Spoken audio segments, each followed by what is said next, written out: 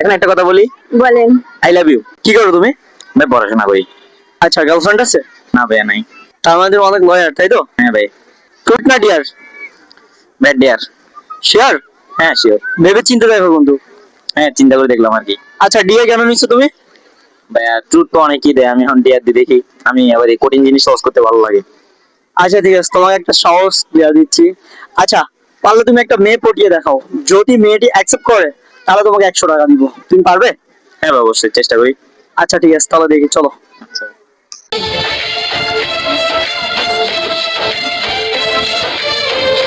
কথা বলা যাবে? হ্যাঁ বলেন। মানে কি বলবো, রাগ করবেন না তো? না। আপনার চোখ দেখে না আমি মানে ক্রাশ খেয়ে গেছি।